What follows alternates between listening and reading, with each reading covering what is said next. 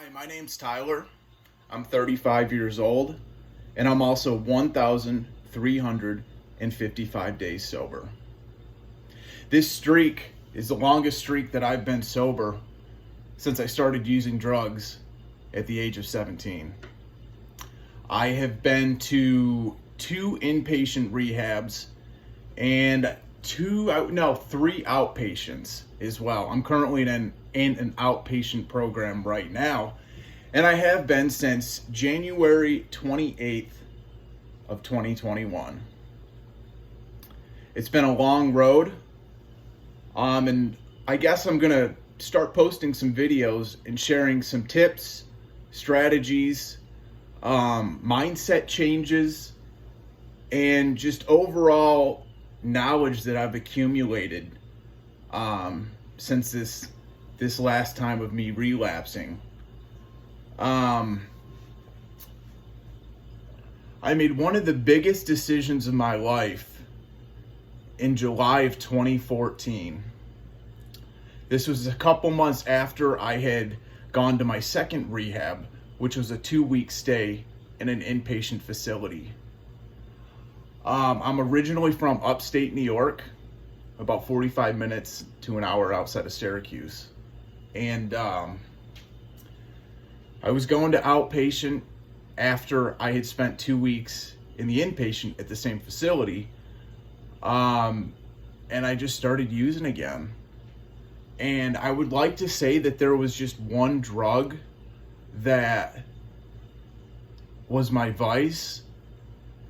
But that stay at that inpatient facility, they labeled me a polysubstance abuser, which basically means anything and everything. I've pretty much tried anything and everything. I wouldn't recommend it, but I was curious and young and had a lot of emotional trauma, childhood wounds, and that's, I guess, how I decided to cope with everything. I know a lot of people are in the same boat as me who have gone through similar things, and I would just like to share my story and some of the knowledge that I've accumulated along the way. And I mean, if this information just helps one person, then I feel like I've done my part. I like to help people.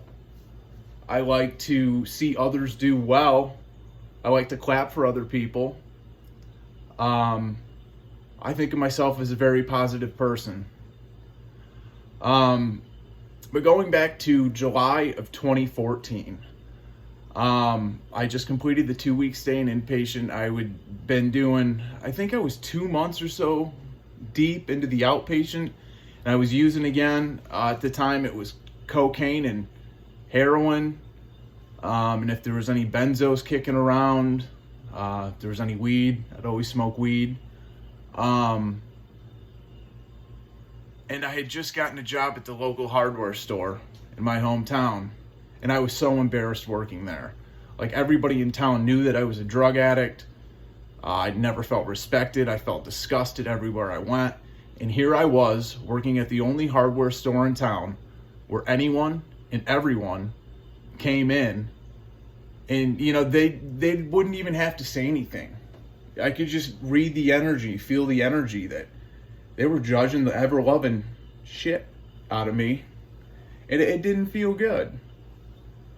I mean, I've learned to try not to judge people. I know it's human nature to judge people, situations. It's just human nature sometimes. But that was brutal.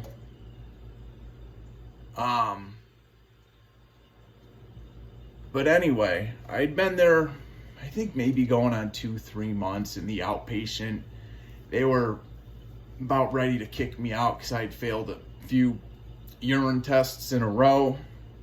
I was just lying to them, lying to my parents. Meanwhile, I was still living at my mom's house.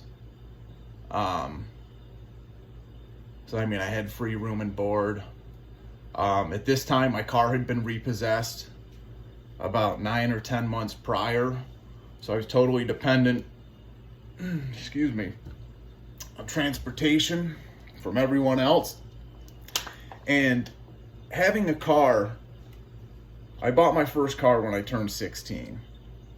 And from always having a car to just one day not having a car and having to rely on everybody else was a really bad feeling. I was always that person that whenever somebody needed a ride, half the time I wouldn't even charge gas money. But I just like being a nice person. I just like helping people out. But man, was that a rude awakening when the shoe was on the other foot. And, you know, I needed some help. It wasn't a good feeling. But anyways, I had a buddy who grew up about, I think, 5 houses down from me. From my mom's house. He had moved into the area when I was in 5th grade. So I'd known him for quite a while. We used to hang out almost every day for years. And he had moved to the Cincinnati metro area. And he was working at the airport, and he had come home for the summer because he was laid off for the summer. And he had asked me if I wanted to go with him when he moved back. And I was like, oh, you know, I thought I had another month or two, you know, to decide if I really wanted to do it, maybe try to save up money, even though I knew that wasn't going to happen because I was back in my addiction pretty hard. I was working one day at the hardware store. I was at the back counter, I remember.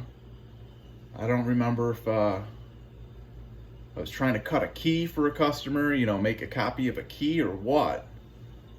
But I remember he comes back with his father. He's like, hey man,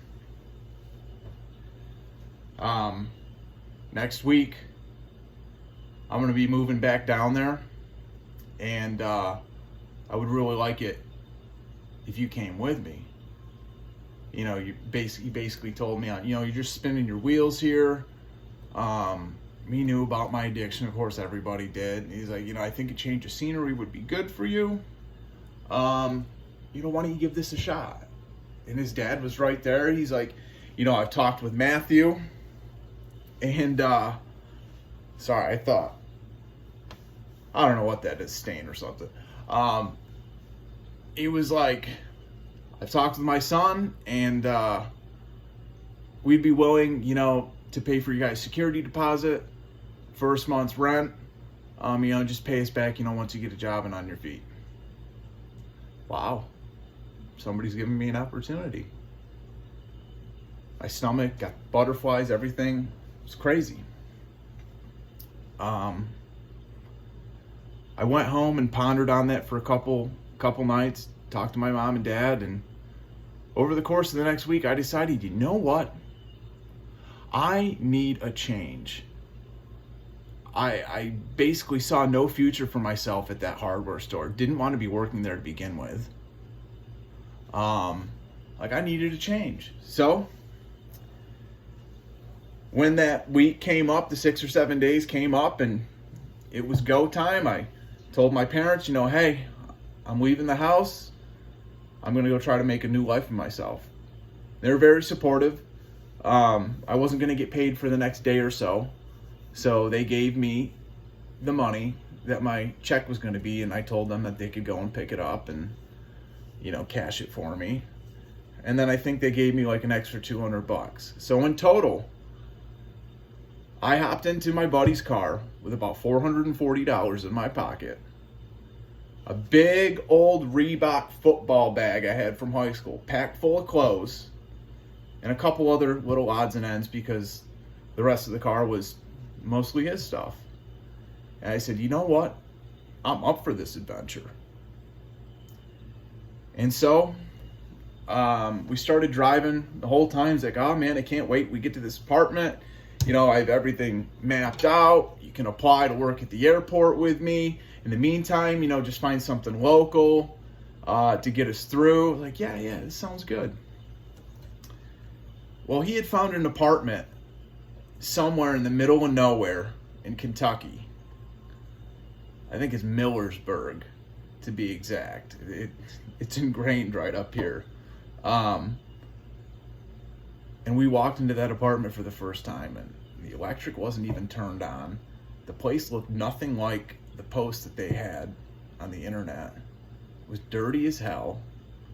We walked in, and I was kind of shell-shocked, like, ooh, okay. And immediately he goes, nope, this is not going to work. What do you mean this isn't going to work? Nope, this isn't going to work. It's not as described. It's completely different. He started showing me the pictures. I'm like, oh, damn. So we argued for about the next 5 or 6 hours. Nightfall comes. We're arguing on the side of the street and trying to get our money back, or, well, his money back. And they're only willing to give my buddy about half his money back. Like, well, you can take half and leave right now, or you can take us to court. He goes, and I know all the local officials, in this town, and they're going to believe me over you. You guys are from upstate New York. Pretty peculiar situation to be in. Me, I only have $440. My buddy's my lifeline. That situation, him and I finally came to an agreement, like, we need to just take half this money and figure it out. So we drove about an hour and a half up north towards Cincinnati, and he had a couple buddies, and he called them up, said, yeah, you guys can stay on my couch while you try to figure out your housing situation. So lived on one of his buddies' couches for about a week. There was a mutual friend of ours that we played football with from high school that was actually living in northern Kentucky, and he opened up his townhouse and let us stay there for 3 or 4 nights. Was a very gracious host. And in the meantime, mind you, I didn't have a smartphone either. I had one of those crappy flip phones. So basically all I could do was text people. I didn't have access to the internet. I had my laptop with me, but I didn't even know what I was looking for. I didn't have the credit. I didn't have the money for an apartment. I was solely relying on my buddy that I was traveling with, who I decided to make this move with. And between couch surfing at his buddy's house for a week and then my friend's house for 3, 4, 5 nights, and he was in constant contact with his parents, and they were able to offer up some more money to us, and they co-signed on an apartment for the 2 of us. They paid the security deposit and I think the first month's rent. So we got into the apartment. I only had an air mattress, no other furniture in the apartment. We used Craigslist to get free furniture, TVs, couches, and slowly started, building up the apartment with furnishings. During that time, I was on the medication Suboxone, and when I had moved down here, I had about enough for the first 2 weeks. And mind you, I still had insurance at the time. I was still on my mother's insurance. But I was like, I want to start a new, fresh journey. I really don't want to be tied down to this medication. So after the 2 weeks ran out, I spent the next month detoxing in my apartment. It was 99, 100, 105 degrees outside. I'm in the living room, shivering, curled up with a blanket, sweating, pooping, puking. I didn't really puke that much, but, just feeling spacey. That spacey feeling of withdrawal was always the worst part for me. I always hated that so much. But I detoxed for the whole month. Meanwhile, detoxing, curled up with a blanket, applying to all these jobs, CVS, Kroger, all the different chain places. And nobody was getting back to me. Damn, I don't know what I'm going to do. my buddy goes, "Well, why don't you apply at the airport? The big red and yellow international shipping company, their hub of the Americas is right here in northern Kentucky. Why don't you apply there?" Because my buddy, he de-iced the airplanes at the airport. And I'd already put my application in there and was waiting to hear back. I didn't hear anything.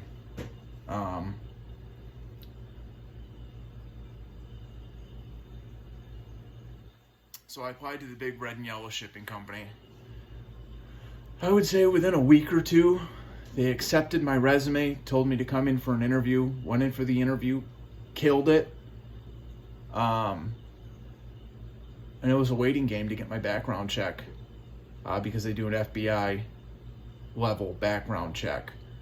So you can get your customs seal for your airport badge. And I knew I didn't have anything. I had a clean record at the time, and it was just so daunting, waiting and freaking out about money. But I don't know if it was the higher power, the Most High, spirit guides, ancestors, whatever you would like to call it. But something was telling me, like, this is all going to work out. You just got to keep going. And, that 2 weeks went by. Background check came back. Well, you'll start in the next couple days. You're going to be starting third shift. So for the first 11 months I was there, I worked third shift. Was miserable, always exhausted. People that work third shift, you know what I'm talking about. It's always hard to go to sleep because you're trying to sleep when the sun's out. Always waking up. The circadian rhythm, you're not in alignment with that at all. You're doing the polar opposite. The body is used to working during the day and sleeping at night, and you're doing the exact opposite. So I did that for, I would say, the first 11 months. And then they offered up a day shift. And I was one of 5 people that volunteered to go to the day shift. Little did we know, but every day of the week, we were working 5 8-hour days. Every day of the week was a different start time. Some days would be 3 a.m., others would be 3:30, others would be 4:30 a.m., and that was for 4 months straight. Mind you, I didn't have a vehicle at the time, so this dude I befriended on my crew of loading the airplanes, I'll forever be grateful to you. Andrew, I'll forever be grateful for you for all those rides you gave me, dude.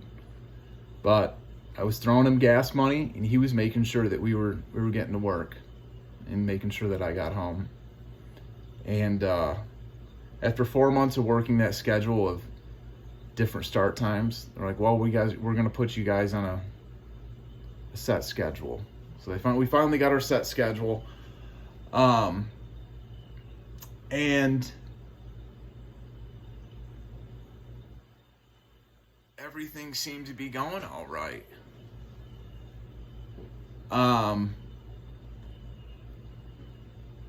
But there was this agonizing anxiety and pain that I was feeling because I was 650 miles away from family.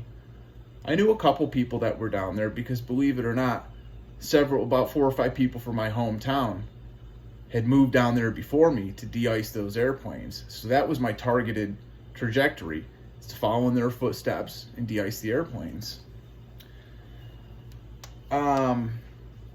So I knew people there that I could hang out with, but I was always treated as like the outcast because, oh, is Tyler all messed up again? What's Tyler on? Blah, blah, blah. Well, one of my buddies down there from my hometown, he liked to get messed up too. And one night he calls me, he's like, "Hey, you want to go get some stuff? Make us feel better?" I lit right up. Hell yeah, man. I want to get messed up. Got a little bit of money, been working for a little while. Yeah. So he gave me this phone number, the call that he got from someone else, and it was like a delivery service. You know, I'd heard about it from other friends throughout the years, and it was the first time I had experienced it. But we went to this delivery service, you know, picked up, I don't know, half a gram or a gram of that brown rock, and I went straight back to my apartment. And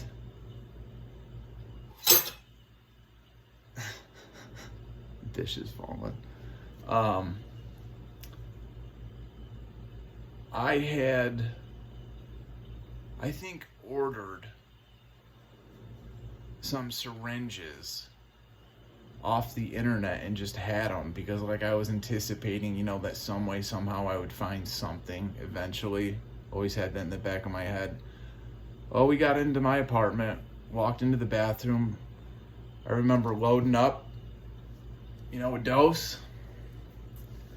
I remember looking at it before putting it in. I was like, damn, that's really dark. That's a lot. I remember going to my laptop, putting on a Fish song, and turning it kind of loud. The next thing I remember is waking up on the couch, confused, kind of out of it, dazed, high. Like, what the hell's going on? I wasn't in the clothes I remember that I was in before I went to sleep or whatever the hell happened. I said, dude, you fucking overdosed. We almost brought you to the hospital. Like, we were getting ready to pick you up. So-and-so had backed their truck up to the apartment. We're getting ready to move you down, transport you to the hospital, but we're dumping water on you, CPR, and you started breathing again. And right then, there, should have been my first clue or my first hint. This is not the road you want to continue down, bud. Oh, wow. I'm about 22 minutes in right now. I'm going to stop this as the first video. I guess I'm going to make a series. I'm going to stop this video. And if you guys would like to hear more, you can click on part 2 and I will resume the story. Thank you.